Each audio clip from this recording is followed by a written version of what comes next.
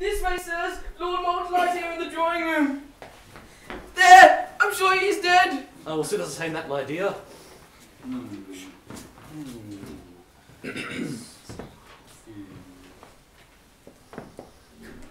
Well, is he or is he not, Whatnot? Is he or is he not what, Bones? Dead, of course, Whatnot. Is he dead? Yes, I'm afraid he's quite dead.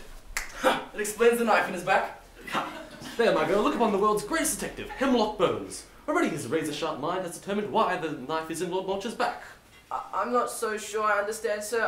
Why is the knife in Lord Mulch's back? Oh, it's quite simple. You see... Oh, I say, Bones, why is that knife in Lord Mulch's back? Why is the knife in Lord Mulch's back, you say? Because he is dead, that is why. Bones, don't you mean that he's dead because he has a knife in his back? No. He's got a knife in his back because he's dead. I'm arguing a posterori, if you will. Posterori, Bones? In order of which events have occurred. Ah, yes. As you can see, my dear, his logic is always infallible. That is clever, I'm sure, sirs. Are you also a detective? No, my dear. I am but a humble physician. My name is Dr. Whatnot. I see. Thank you, sirs, for coming to my aid when I needed you. For you see, I am all alone in this house tonight. That is except for Lord Malt, who apparently has a knife in his back because he is dead. Do not worry, dear. Bones and I are here to help. Oh, thank you, sirs. Pardon my asking, sirs, but why is it that you were both crouched up against the door with your ears pressed against it when I called for help? That's quite simple. You see, my dear, Bones and I have noticed a strange phenomenon. That whenever we are in an area, people tend to get murdered. Bones deduced that because we were in the general area, someone was likely to be killed. We were waiting outside your door, anticipating a cry for help. That is, of course, where you came in, or should I say, came out. That is most fortunate, sir. I should think so. Now, I need some information from you, young lady. Firstly, what is your name and station? I am Polly, the downstairs maid, sir. Yes. And how is it that it became to be that only you and Lord Mulch are the only ones at home this evening? Well, sir, tonight is Lady Snodgrass's coming out party. Lord and Lady Mulch, their daughters Gwendolyn and Penelope, were all invited. Unfortunately, Lord Mulch took to ill before they left and decided he would stay home. Indeed, he did not seem to know whether he was coming or going. What? Coming to the going out? Or going to the coming out? Neither, sirs. It's just a matter of speaking. Ah, figure of speech, I see. But tell me, girl, where are the other servants? Well, sir, the chauffeur's with the family. The butler had the night off. I believe he's gone to the cinema in Derby. And the upstairs maid, Polly, has gone to visit her sick grandmother in Whitby. I see. That gives us 7? No. 6 possible suspects, eh, Whatnot? We have Lady Mulch, the two daughters, the fiancé, the chauffeur, and the butler. That is correct, there is nobody else. Nobody. Absolutely nobody. So tell me, Bones, what will be our modus operandi? We wait, Whatnot. We'll wait till everyone is at hand. We'll begin our investigations when everyone is at hand. Then we will...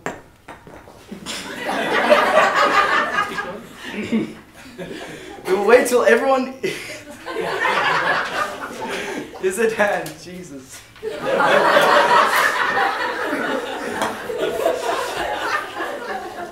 funnier than the play. Is at hand. So tell me, Bones, what will be our modus operandi? Okay. We wait, Whatnot. We will wait till everyone is at hand. At that stage, we will determine motive and opportunity for every single suspect. We begin... Oh, far out. Shh. I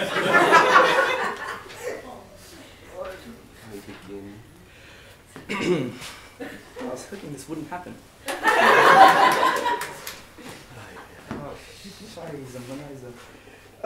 Sorry. So, Bones, who will we need to talk to first? No. Oh, God. No. It wasn't.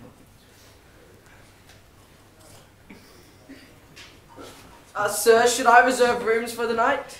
Yes, you shall reserve rooms for the night, young lady. I'm sure that Lady Mulch will not mind in the least when she finds out that it is I investigating the case. Of course, sir. And Polly... Yes, sir. Put the kettle on. Of course, sir.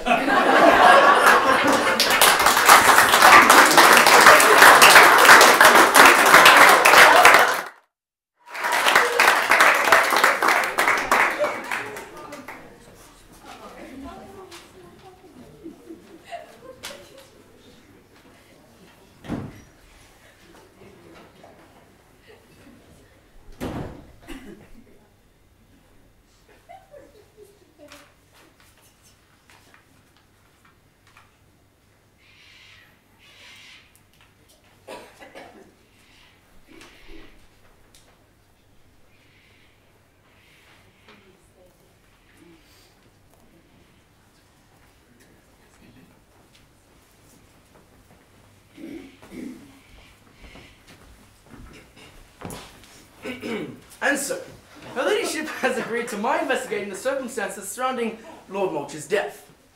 I would have to ask the four of you, Miss Gwendolyn, Miss Penelope, Lady Mulch, and, of course, you, Mr. Bancroft, to be at hand at all times to assist me with any of my inquiries. I must also ask that none of you leave the premises or venture too far from the house for the time being, and not to disrupt the body of Lord Mulch. Ahem. I say, Mr. Bones. Yes, Mr. Bancroft. Well, I'm sure you don't suspect any of us having anything to do with Lord Mulch's murder, do you? Sir, experience tells me that everyone in this room has something to gain from Lord Mulch's death. And it will prove inevitable. Everyone has something to gain from Lord Mulch's death. What are you talking about? That's ridiculous. Mr. Bones, it's preposterous. You cannot possibly connect me in any way with this dastardly crime. I could never harm a hair on my poor dead husband's head. Well, he did have a tendency to wear a wig. He is quite bald.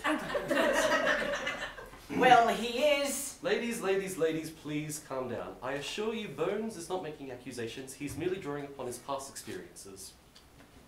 Quite right, whatnot.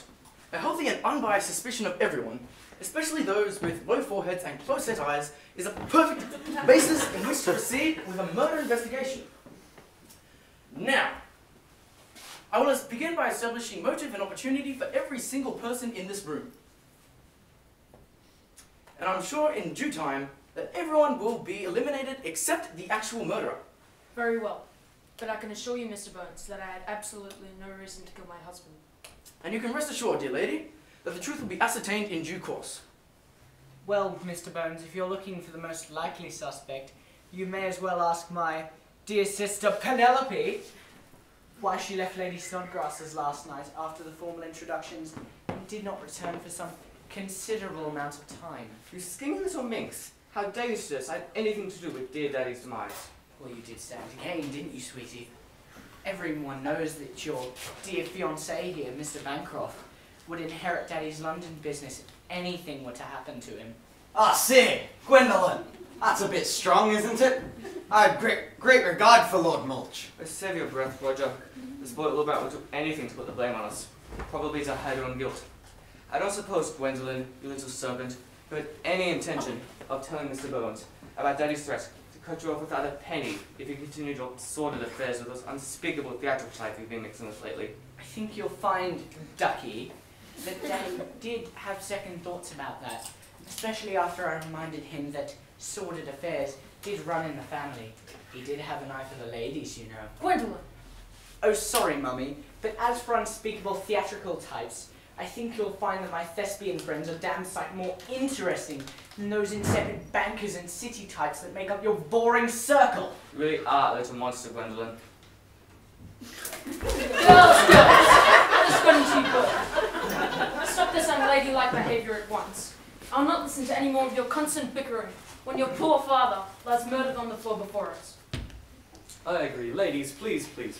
None of these accusations will help Bones in the slightest. Nothing any of you can say will influence his decision-making process, and he will arrive at an answer through pure reason alone.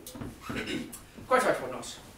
Now, as I was saying... One moment, Mr. Bones. That will be the servants as you requested. Come. This is Jeeves the butler, Masters the chauffeur, and I take it that you have already met the maid. Gwendolyn, what is the wretched girl's name? How am I supposed to know? Dolly or something common like that, Mummy. Girl, what is your name? Begging your pardon, ma'am, my name is Polly, the downstairs maid. Thank you, that's all I wanted to know. By now you would have all heard about the tragic occurrence last night.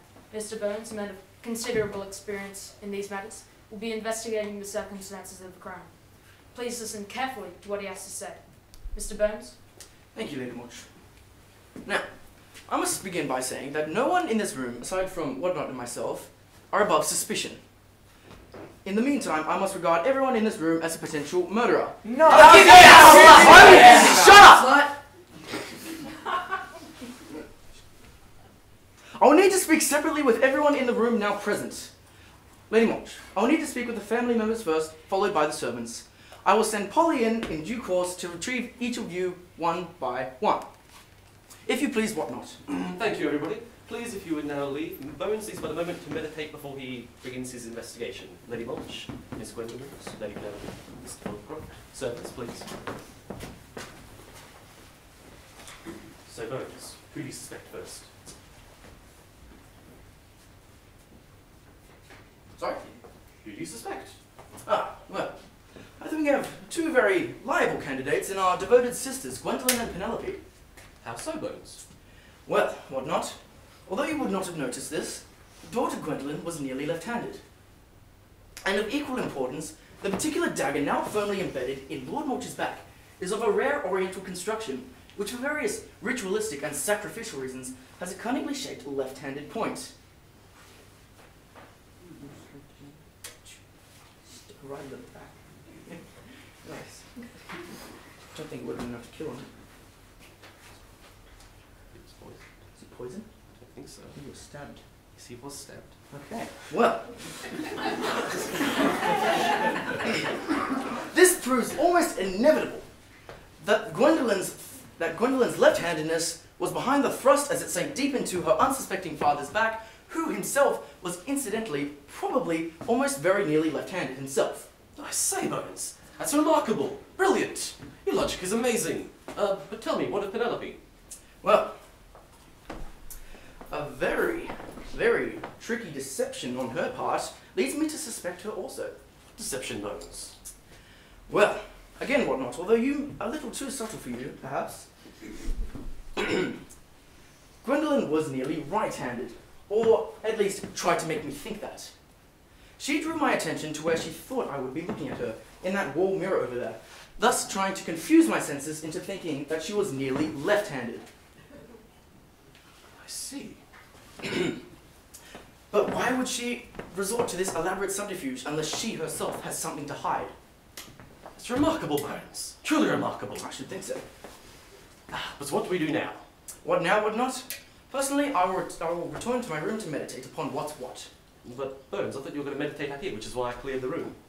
Never let your suspects know exactly what it is you are thinking or doing. That is the key to my success. Ah, yes. But what of the tea? You'll instruct the maid to bring it into my room in half an hour's time. Ah, very good. Yeah.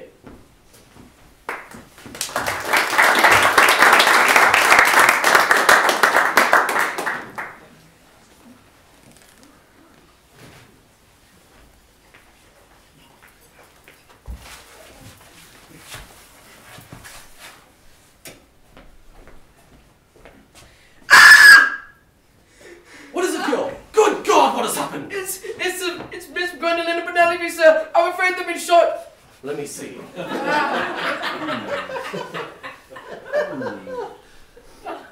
Well, are they not, what not? Are they what, Bones? Alive, of course, what not? Are they alive? No, I'm afraid they're both quite dead.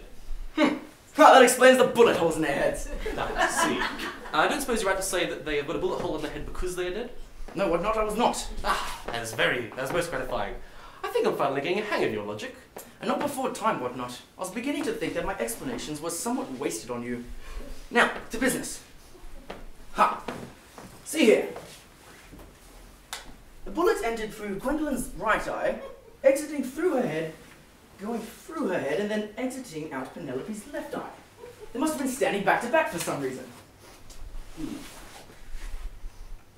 It is ironic, is it not, that the two people who did not see eye to eye in life should support each other, thus playing out their final moments. I guess you'd call it a back-to-back final. Played out by two very one-eyed supporters. But why would the murder take such pains to make it a double-header? This doesn't add up! That's because it's a multiple murder, what not? I see. But Bones, you know what this means? Your two prime suspects are now dead. Which leads me to believe this.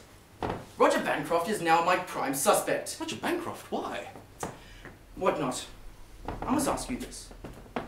How many murders have you committed? Why, none, of course. Now think carefully. What is it that you, and indeed myself, are doing when a murder is taking place? I'm not quite sure what you mean there, Bones. What not, you did actually explain this very point to the maid last night. Ah, yes. We are normally hiding outside of a door, anticipating a cry for help. Yes. Yes. And why? Because we are the ones who try and find the murderer. Yes, why else? I don't understand what you mean, Bones. An alibi? An alibi? Yes. If we are crouching outside a door anticipating a cry for help, then we have an alibi. We could not possibly be the ones inside committing the murder. Ah, yes. Thus, brings me to my point. Your point? Did you ever, at any time, observe Roger Bancroft crouching outside a door anticipating a cry for help? No, I must confess I did not. Exactly. There you go. Unlike you and me, Roger Bancroft has no alibi. It's remarkable, Bones. I should think. Brilliant. So it's definitely Roger Bancroft? Well, closely followed by Lady Mulch. How so, Bones? Again, Whatnot, perhaps a little too subtle for you. I shall explain anyway. Yes. I think I can understand it. Your logic will be as infallible as always. So, it's quite simple, Whatnot. Our prime suspects are now Roger Bancroft, closely followed by Lady Mulch. And speak of the devil, here comes Roger Bancroft, closely followed by Lady Mulch. It wasn't until she pulled him out of the way. Mr. Burns, what is all the screaming about? And you girls, what are you dozing back to back like that on the floor? Madam, I urge you not to problem like that.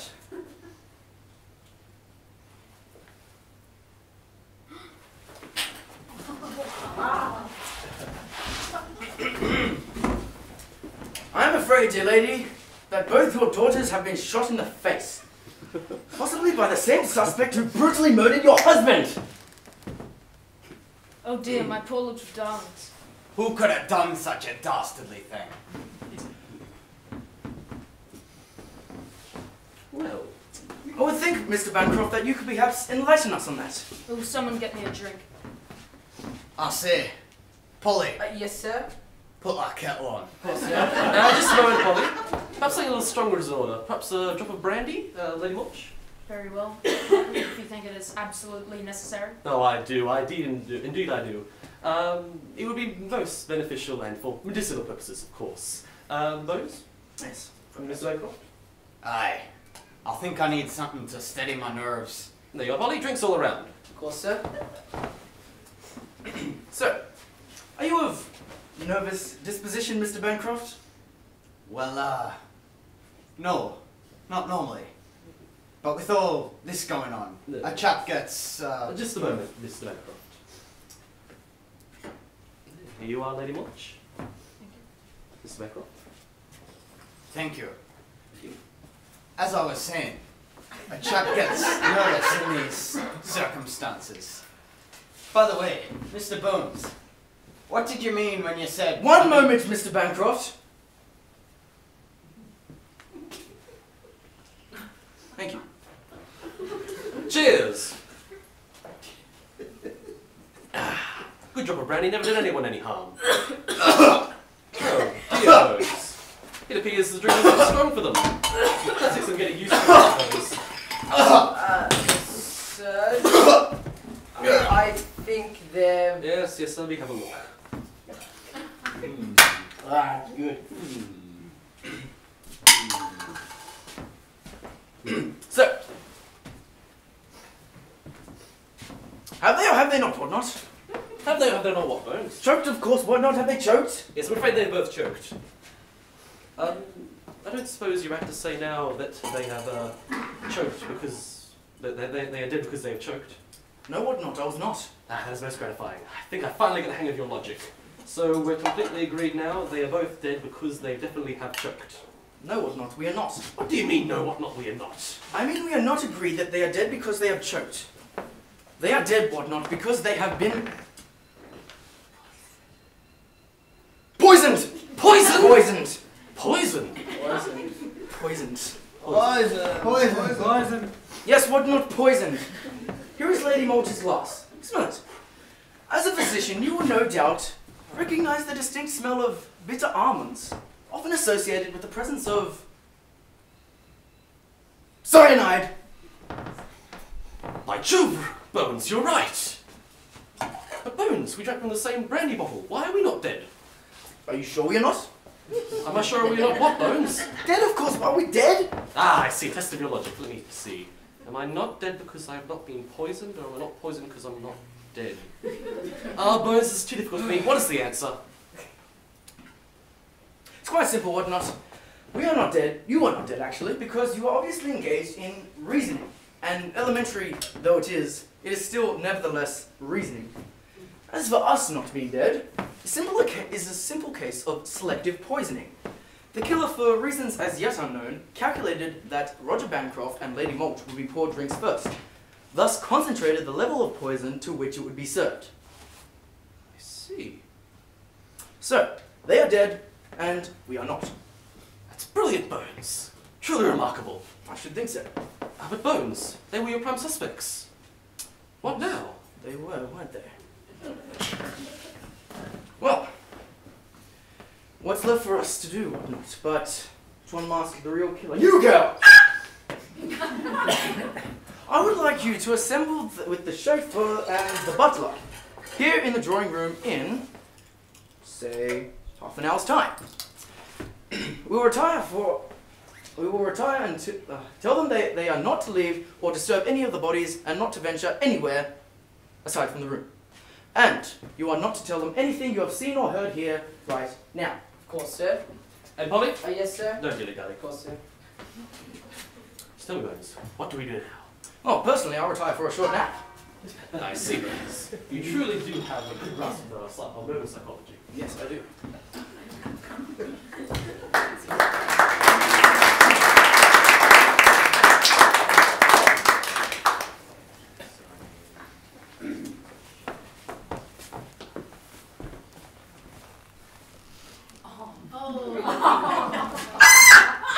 What is it, girl? Good God, what has happened? It's the servants, sir. I think they've... Let me have a look. They're dead. Well, are they or are they not, whatnot? Are they not what, Bones? The servants, of course, whatnot. Are they the servants? Yes, I'm afraid they are both the servants. And if you're meant to ask, yes, they are both also quite dead. It would seem that our murderer has tightened the nooses on their neck after they so willingly let them out. Okay. But well, Bones, now your prime suspects are gone again. What now? Oh, crap. Well, first things first. Actually, not quite. First things first, though. Cut the bodies down and pile them with the others. What shall I use? There's a cutting implemented hand over there, whatnot. Ah, yes. I meant the regimental sword above the mantelpiece, whatnot. Oh, sorry, Bones. My havoc now, after all. Doesn't matter. I must say, Bones, we're getting quite a rather disconcerting stockpile of bodies.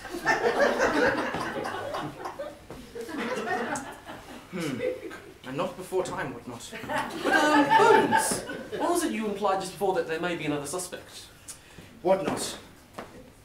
I am so sorry to do this, but I cannot avoid the obvious conclusion that you, whatnot, must be the murderer! But, Bones, what about your reasoning? Left-handed dagger points and all that? But come on, man, I've been with you the entire time. You cannot be serious. Oh, it was me, you idiots! I did it! You? Yes, I did it! The maid? The maid? Yes, Polly, the maid. Girl, it cannot possibly be you. Yes, it's never the maid. Besides, you don't have a motive. Motive? Who needs a damned motive? It's a matter of principle. Why should maids always be cast as secondary characters in murder mysteries? Not anymore, Buster. This is where the maids are made. What do you intend to achieve from this, girl? A victory with recognition and honor. What's wrong, Bones? What's funny? What's so funny? Come on. Come on. I might be holding a gun, but I'm still looking for a joke. Honor! A maid of honor! Oh, you're killing me! Don't kill me, though. So that's your little game, is it?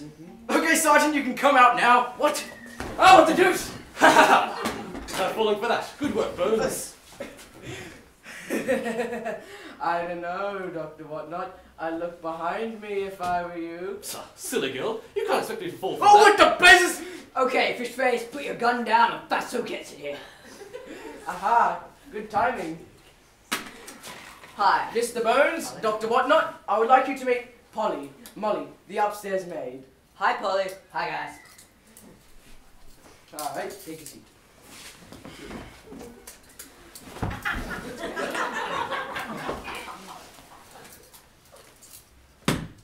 Oh, okay. Let me help you, yeah?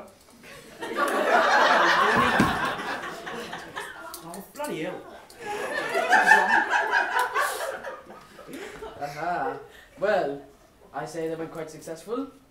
But what can you possibly hope to accomplish from all this? Like I said before, a victory with recognition and honor. And I swear to God, if you laugh, shut up! Stop laughing! Stop laughing! Oh, it just gets me every time. I wouldn't laugh at the man pointing a gun in your face. I mean, woman. Shut up! You want me to look out? I cannot forgive you. Okay. So, honor? Yeah, go on. That's it. I hope to gain honor. Just honor? Yes. That's all. No, nothing else? That's But why? why. Why? I'll explain then. Yes, you explain then. Well, we, Polly and Molly, will disappear, leaving behind an unsolvable murder, killing you both, of course, for your stuffy Scotland Yard cronies. And you want to know how we're going to do this? We changed the plot. Change the plot? Yes, quite a lot. What plot? To tell this clot and whatnot the plot. Well, of course, as I was explaining before, we're going to... Shut up. We're going to get rid of you both, leaving behind an unsolvable murder for your stuffy Scotland Yard cronies. We, Polly and Molly, the much maligned maids, will have pulled off the perfect murder. But surely you can't expect to kill us in cold blood. The second you run away, you'll be hunted down and captured by the Scotland Yard and hung. Not so, Dr. Whatnot. You see, it's obvious that you and the Mr. Infallible Logic, Mr. Hemlock Bones, have obviously overlooked the fact that we are merely actresses, playing the parts of two characters. Once we get rid of you both, we will simply disappear into reality, living behind an unsolvable mystery, untraceable, unhangable. I dare say my logic is quite infallible, wouldn't you say, Mr. Bones? So, Polly and Molly do exist in reality after all? Yes, we do, but it's different people. Yes, and we're in fact men. Yes, I am Rick. And I'm Bruce. You changed the plot. Yes, Quite quite a lot. What? Well, of course. Weren't you listening before? God damn it, you're stupid. Come on. Well, let me tell you how we actually got rid of all of these people here. Well, let me explain it simply to you. Your selective poisoning theory was quite correct. And, in fact, Polly, Rick, whatever, used to be a cocktail waitress and... Waitress. Yes, whatever. And specialised in gin tropicals, which is kind of like a traffic light. Run the top, yellow in the middle, green on the bottom. The brandy you both drank a little earlier employed the same principle. But you did not suspect the more subtle refinement. Aren't you going to pray with your God and stuff?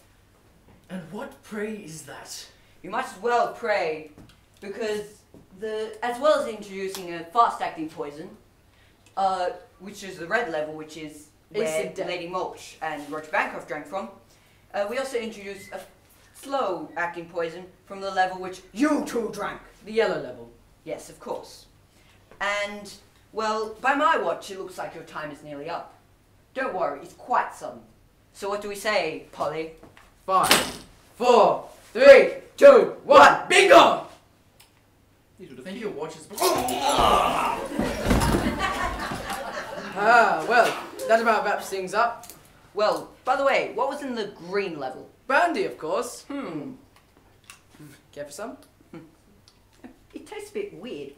Almonds! Cyanide! Well, horses bollocks.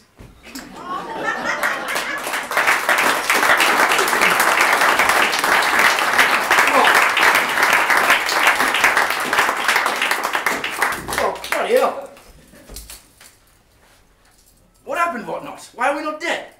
You see, Bones, for once it was me that foiled the murderer. You see, I realised long ago who the actual murderers were, and when they were handing out drinks, suspected them of poisoning, and as such, switched them. What they thought was the yellow level was in fact the green level, which we drank, so we're completely fine. However, they got another dose of the red level, as you can see. Brilliant, Whatnot.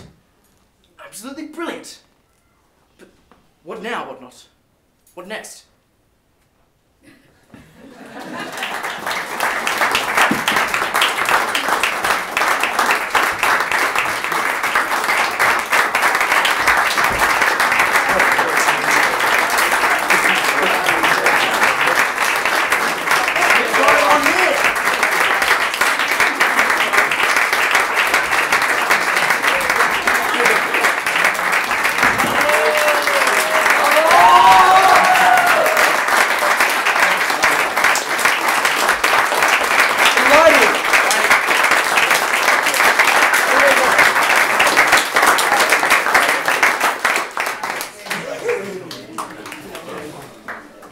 This will make a great coverage. I will be king! I can't see anything. I love Bowen. I can't get off. I was the murderer, so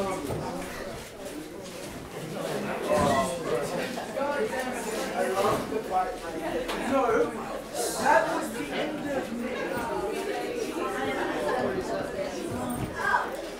Will it be long or am I too late?